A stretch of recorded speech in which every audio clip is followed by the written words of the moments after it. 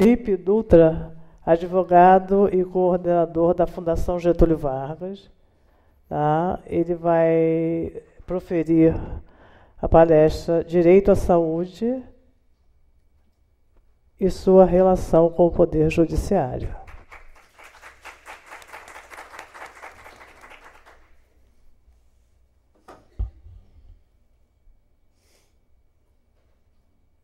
Boa tarde a todos. É uma honra estar aqui. Pela primeira vez estou participando desse congresso. Já conheci as atividades e, para mim, estar contribuindo com as discussões sobre direito de saúde e interface com o judiciário é muito importante, né? Esse diálogo ele já é feito com uma certa constância pelo pessoal da saúde coletiva. E, na verdade, os juristas, nos últimos 3 anos, 2 anos, eles começaram a se debruçar de forma mais séria, de forma mais aprofundada, sobre as questões que envolvem direito e saúde, né, pensando justamente como efetivar esse direito social. Né? A minha contribuição aqui, ela, na verdade, vai se ater à judicialização da saúde, né, e como que eu posso pensar a relação entre judiciário a partir dessa questão.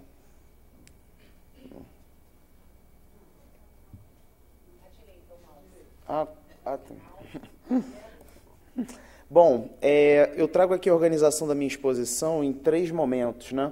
Primeiro, vou falar do direito à saúde no Brasil e como que, na verdade, é o arcabouço jurídico institucional da saúde no Brasil. Depois, pensar a interface entre saúde e judiciário. E, por fim, desafios contemporâneos, né? E eu começo, na verdade, com essa pintura, né? Que é uma pintura do Pablo Picasso. E o quadro ele tem uma denominação muito interessante, ele se chama Ciência e Caridade, né? E, na verdade, ele demonstra como que, durante o processo de cura, de tratamento, de atenção, na verdade, dois grandes saberes eles fizeram parte desse processo, né? Um é o saber médico, né? O médico ali sentado medindo a pulsação e tudo mais, e o outro principalmente a fé, né? E, na verdade, a fé é mediada por um critério de caridade. E, hoje em dia, quando a gente pensa qualquer tipo de adoecimento e o correspondente cura, o tratamento, principalmente em países que têm uma certa desigualdade social bastante evidente como o nosso, a gente tem que pensar o papel de instituições, né, que vão acabar mediando essa relação entre o saber médico, né, e, de certa forma, os anseios e as expectativas das pessoas em relação à sua própria cura. Né? E é a partir dessa toada que eu quero, na verdade, discutir com vocês direito de saúde. Né? Assim, a saúde, ela, ao longo da história do Brasil, ela participou por diversas ressignificações, né? E aí eu estou falando com a maioria que deve ser profissional de saúde, então sabe muito bem como que, na verdade, saúde enquanto um direito não é algo tão autoevidente, né? Foi todo um processo que começa com a saúde constituída no início do século XX como uma benesse, com intervenções radicais do Estado, que inclusive ensejam a revolta mais famosa, que é a revolta da vacina, né? Depois a gente tem, na década de 70 em diante, uma ideia de ou a saúde relacionada com o serviço privado, quando começam os planos de saúde e se intensificam aí nas décadas posteriores, ou como um direito trabalhista, né? Ou pelo menos associado, vinculado, relacionado a um direito trabalhista. Em ambos os casos, portanto, a gente tem uma espécie de restrição, né? Ainda não tem uma lógica de saúde como um direito de todos. E aí, com a Constituição, sim, né, a saúde se universaliza, né, e ela se universaliza como direito dos cidadãos e como um dever do Estado.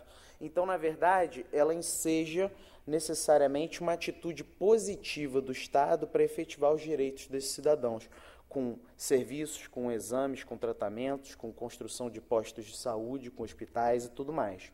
Né?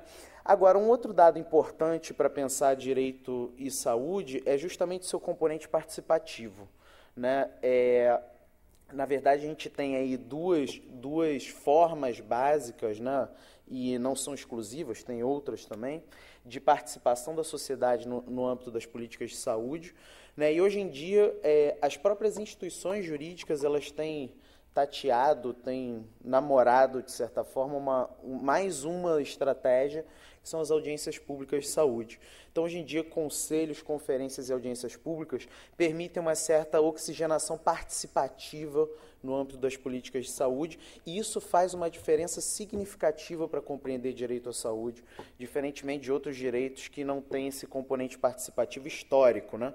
Por exemplo, a primeira Conferência Nacional de Saúde foi na Era Vargas, né? É a conferência mais antiga de mais de 70 e poucas que já ocorreram no Brasil, dos mais diversos temas, né?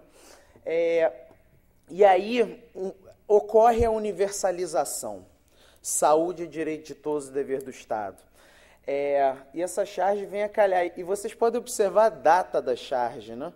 5 de outubro de 88. Parece que o Miguel Paiva ele foi vidente. Porque, na verdade, qualquer desafio de universalização, ele traz no seu interior uma pergunta, né? Como você efetivamente pratica, vivencia, torna essa universalização algo real. Né? Então, todo brasileiro tem direito à moradia, agora lê o pedaço que fala da comida, da saúde, por aí vai. Então, na verdade, é o desafio de qualquer governo, é o desafio, e foi muito feliz, né? Nasceu a charge no dia da Constituição. Né? E eu quero trazer essas duas imagens aí que eu considero muito importantes para pensar saúde. Primeiro, a imagem é uma distinção estética, né? Quadros pequenos, né, esteticamente, você tem que compensar com molduras grandes. Né? Então, os quadros pequenos, em geral, têm molduras grandes. E a gente pode fazer uma analogia com os direitos individuais no Brasil. Os direitos individuais no Brasil são direitos que alguns têm e outros não. Por exemplo, propriedade. Só tem direito à propriedade quem tem um registro de imóveis. Só tem direito à liberdade quem não está preso. E por aí vai. Né? Então, os direitos individuais, eles são pequenos, porque dizem respeito aos indivíduos, né? Uns têm, outros não, mas eles têm uma moldura, um revestimento jurídico bastante significativo. Né? Se afetam a minha liberdade, eu tenho habeas corpus. Se afetam o meu direito à informação, eu tenho habeas data. Se afetam qualquer direito líquido certo que eu tenho mandado de segurança. E por aí vai. São direitos que têm uma moldura bastante significativa, né? Um revestimento bastante sólido. E os direitos sociais, como saúde, educação, lazer, transporte, moradia, previdência social e por aí vai, eles primeiro, dizem respeito a todas as pessoas. Né? Eu não posso falar que eu tenho direito à saúde, vocês não. Né? É um direito que toca a todos aqueles que estão aqui na República Federativa do Brasil, mas a moldura é pequena. Né? Esteticamente, quadros grandes têm molduras pequenas e os direitos sociais têm molduras bastante tênues, bastante frágeis. Né? Talvez o direito social que tenha uma moldura mais encorpada seja a própria saúde, né? Mas lazer, alimentação, transporte, moradia, processem o Estado falando que vocês estão com fome, por exemplo. Né? A chance de sucesso é mínima. Né? Então, a gente tem um desafio enorme. Primeiro, a charge, né? Tornar prático, tornar real a universalização.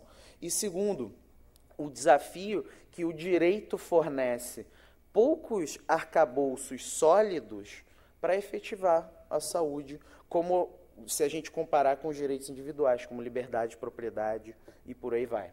Né?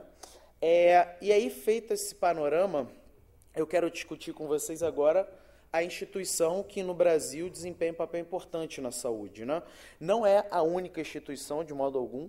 Né? A gente tem aí Ministério Público, Defensoria Pública, Advocacia Pública, que vão estar também atuando no âmbito da saúde, mas o Judiciário, em função da sua proeminência aqui no Brasil, ele vai acabar desempenhando um papel bastante protagonista. Né? A saúde, ela tem aí os seus princípios constitucionais, né? E são princípios que são fortemente influenciados pelo movimento da reforma sanitária. Portanto, diferentemente de outros países, como, por exemplo, Portugal, como Espanha, que, na verdade, os princípios constitucionais de saúde, eles vieram por uma orientação da Organização Mundial de Saúde. Aqui a gente teve uma construção bastante participativa na Assembleia Nacional Constituinte de princípios a partir da reforma sanitária. Né? Além disso, a saúde ela tem uma tripla dimensão no Brasil. Ela é um direito individual, isso quer dizer que as pessoas têm que se abster de afetar o meu direito à saúde, né? Ninguém pode afetar a minha saúde, né? Em alguns casos é até crime. É um direito social porque exige que o Estado faça algo, né? E é um direito de cidadania. Eu posso participar, eu tenho voz, eu tenho a possibilidade de decidir os rumos da política de saúde. E é lógico, tem toda uma literatura de pesquisas sobre conselhos e conferências de saúde que vão também problematizar a participação, né? E aí tem a terceira coisa, que é o direito à saúde, ele reconfigura a relação entre executivo, legislativo e judiciário. Na verdade, esses três poderes eles passam a se relacionar com a saúde de forma contraditória, inclusive de forma, em muitos casos, com disputas de poder, né? E, na verdade, ela revela aí no seu interior uma tensão muito forte entre os três, né? E aí a grande questão é a seguinte: o que está nos livros, né, o direito dos livros, o que está na Constituição, o que está no Manual de Direito Constitucional, ele não necessariamente é uma prática, né? E o desafio é justamente, o desafio do judiciário é transformar isso numa prática, né? E o judiciário, né, e os juristas, eles têm timidamente feito isso ainda, né? Na verdade, se a gente pega os estudos da saúde coletiva e compara com os estudos do direito, né, a gente ainda está muito embrionário, né? A gente ainda está hospitalocêntrico, baseado no saber médico. Então, essa prática, tornar a saúde uma prática, né, o direito à saúde uma prática, não quer dizer que ele está livre de tensões, que, na verdade, ele não vai reproduzir um certo pensamento dominante do saber médico e por aí vai, como eu vou mostrar daqui a pouco. Né, o resultado é o seguinte: eu tenho um direito e eu tenho uma instituição. Eu tenho mecanismos para efetivar esse direito. Então, é uma judicialização efetiva, né? São os profissionais do direito com a luta de boxe, né, com a luva de boxe, brigando, e os advogados públicos defendendo o Estado, os advogados defendendo os seus clientes, os defensores também, o Ministério Público defendendo a sociedade, e de certa forma, uma imagem desse tipo, né? E, de outro lado, uma judicialização enorme da saúde. O judiciário cada vez mais tem feito parte do cenário da efetivação do direito à saúde. E é lógico, né? No Brasil, um direito escrito, um processo judicial formal. Então, um processo de saúde ele não tem menos que 3, 4 volumes, né? Então, isso seja um desafio para o próprio judiciário de como administrar esse volume processual que ingressa diariamente, né? Hoje em dia, o judiciário ele tinha uma timidez institucional, digamos assim, mas ele, em função dessa excessiva judicialização, dessa constante judicialização, ele tem que passar a adotar uma estratégia mais proativa, né? Na verdade, o judiciário brasileiro ele é muito capilarizado no interior, na capital, tem diversos tribunais, diversas instituições dentro do judiciário. Então, o judiciário passa a ter que dar conta e dar resposta para essas demandas que surgem, né? Num primeiro momento, ele faz de forma tímida, uma aplicação quase que literal do artigo 196, né? E acompanhada de até um medo dos magistrados, né? Eu prefiro deferir o pedido do que ficar com aquela responsabilidade de ter indeferido, ter julgado improcedente algo que vai afetar a vida de alguém, né? Então, essa timidez, ela predominou e, inclusive, ainda é predominante no judiciário brasileiro. Mas, hoje em dia, o judiciário ele tem tentado traçar certos parâmetros para as suas decisões, né? E o principal referencial desses parâmetros é a Recomendação 31 do Conselho Nacional de Justiça, tá? São parâmetros, como eu disse, que não estão livres de uma certa crítica ou de uma certa reflexão mais profunda, mas ainda assim revelam uma tentativa do judiciário de dar conta dessa judicialização da saúde que bate à sua porta a cada dia, né? Por exemplo, a gente observa aí uma incorporação das especialidades. Eu já vou mostrar daqui a pouquinho a recomendação, e vocês vão ver que tem uma ênfase agora no juiz que ele tem que ouvir, né? Ele tem que se abrir. Não dá para decidir do gabinete, não dá para decidir da mesa a vida de uma pessoa, né? E aí a gente vai ver como que, na verdade, essa incorporação das especialidades de saúde, ela também vai passar por uma certa tensão quando eu mostrar aqui a recomendação. E também é o grande desafio do judiciário, e ao meu ver, é o principal desafio do judiciário para quem está dentro da saúde coletiva olhando o judiciário, é a afetividade, né?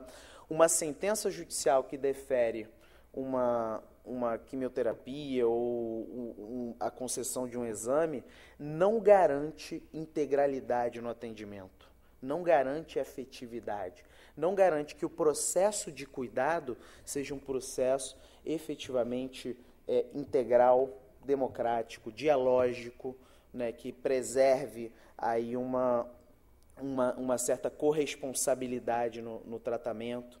Então, na verdade, hoje em dia, o principal desafio do judiciário, para quem está olhando da saúde coletiva, ao meu ver, é justamente esse, né? Como você transformar o papel, né? Defira-se, faça-se o exame, conceda-se o tratamento, como você transformar isso numa prática de cuidado, de efetivamente, com práticas de integralidade, né? E esse daí é o grande desafio, porque não garante. A decisão judicial não vai garantir, né? E aí, na verdade, você só tem um lado do direito à saúde efetivado, que é o lado formal, digamos assim, que é o que está na lei, né? Que é o que está na Constituição. Mas todo o processo de cuidado, né? Toda a relação que tem que se estabelecer no interior desse diálogo entre o usuário e o profissional de saúde, ele é um imponderável que não é tocado numa decisão judicial. E, portanto, a gente tem sempre aí uma certa incapacidade relativa do judiciário de fazer com que o direito à saúde, na sua mais plena acepção, seja garantido, né? Vou mostrar aqui a recomendação para vocês, só para... Lógico, não vou mostrar ela toda, mas só algumas partes, só para vocês visualizarem. Primeiro, recomendo aos tribunais. A gente tem praticamente 100 tribunais no país, são 90 e poucos tribunais, né? Então, isso daí é uma coisa importante, né? É uma estratégia de padronização de decisões judiciais, de parametrização das decisões judiciais. Segundo, e aí é que está a questão, olha só, eles incorporam essa especialidade, mas só duas. Olha lá, até dezembro celebra convênios que objetivem em disponibilizar apoio técnico composto por médicos e farmacêuticos. Ainda não tem uma concepção dentro do judiciário de trazer o psicólogo, de trazer o assistente social, de trazer o fisioterapeuta, de fazer, na verdade, esse corpo de especialistas de uma forma interdisciplinar, né? De uma forma de uma forma que efetivamente traga aqueles preceitos lá que já estão mais do que consolidados na saúde coletiva, né? Mais do que avançados na saúde coletiva, né? Por exemplo, a instrução das ações com relatórios médicos. A gente não tem aqui a figura do relatório do psicólogo, do assistente social e tudo mais, né? A questão de evitar autorizar o fornecimento de medicamentos ainda não registrados, né?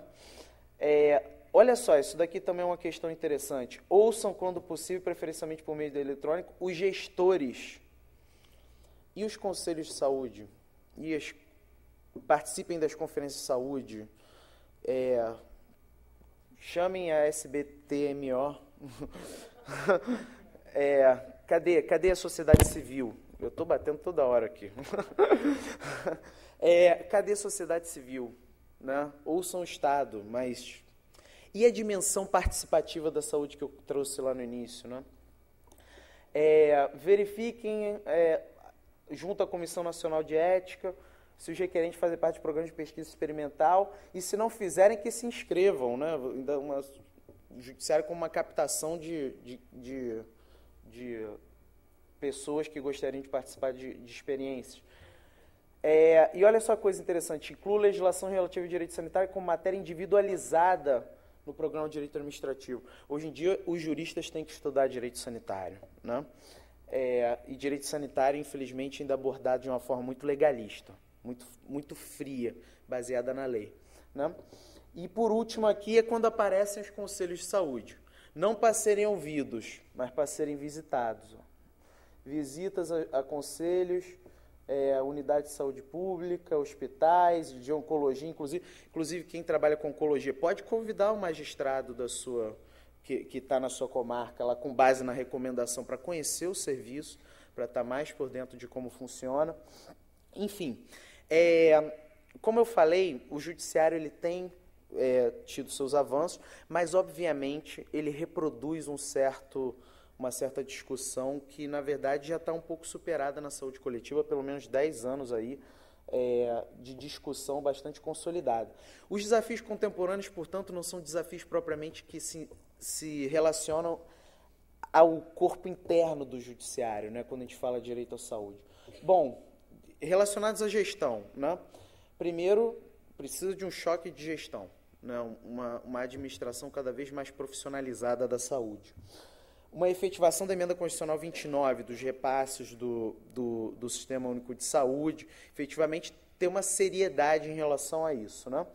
E o problema do Brasil, gente, que é o problema do direito, que quando a responsabilidade é de todo mundo, a responsabilidade não é de ninguém no direito, né? Então, se município, Estado e União são responsáveis pela saúde, acaba que um passa para o outro, né? E aí isso daí gera um problema de efetivação bastante forte. Problema político, né? Relacionados à concepção de direitos, né? Encarar a saúde como política de Estado, não como política de governo, né? O que, na verdade, se observa é que muitos governos, sobretudo governos municipais, muda o governo, muda a política, né? Tem até uma coisa, não é possível que a política do governo anterior seja tão ruim, tão mal feita, a ponto de você não poder aproveitar nada, né? Então, encarar com seriedade a saúde como política de Estado, né? Evitar artifícios jurídicos de restrição. Infelizmente, os juristas eles têm criado certas teorias de restrição do direito à saúde, restrição radical do direito à saúde, né, que são, não vai dar tempo de falar, mas mínimo existencial, reserva do possível, são artifícios jurídicos que não estão em nenhuma lei, que não estão respaldados em nada dentro do direito, mas que têm ganhado força, principalmente os advogados públicos, que são os que defendem o Estado. Eles têm utilizado certas teorias restritivas da saúde e elas têm sido apropriadas ingenuamente por juristas e acaba que isso gera um desafio, né? Fortalecimento do Ministério Público e da Defensoria Pública, né? Isso daí, principalmente porque são os órgãos que atuam extrajudicialmente também, né? E, por último, relacionados à cultura jurídica, cidadanização da sociedade, né? A gente ainda tem uma sociedade muito estatal, digamos assim, é aquela ideia do José Murilo de Carvalho de estadania, né? É o Estado organizando a cidadania, então isso é uma questão importante. Positivismo constitucional, positivismo no sentido de que saúde é um direito constitucional e tem que ser efetivado, né? Tem que ser efetivado. E por último, né, e seria um outro papo nosso, mas só para constar aqui, a relação de saúde pública e saúde suplementar, né? Que a saúde suplementar pela Constituição, ela nem aparece com a nomenclatura suplementar, ela aparece com a nomenclatura complementar, né? Complementar e submetida aos princípios da saúde pública, como integralidade, participação, universalidade e tudo mais. Então, na verdade, vocês observem que os desafios eles vão muito além do judiciário, né? E o judiciário tateando, né, mexendo assim, ele tem, na verdade, estabelecido suas estratégias com avanços e também acompanhado de diversos desafios para efetivar a saúde aí, né? Bom, gente, muito obrigado. Até que terminei com um minutinho.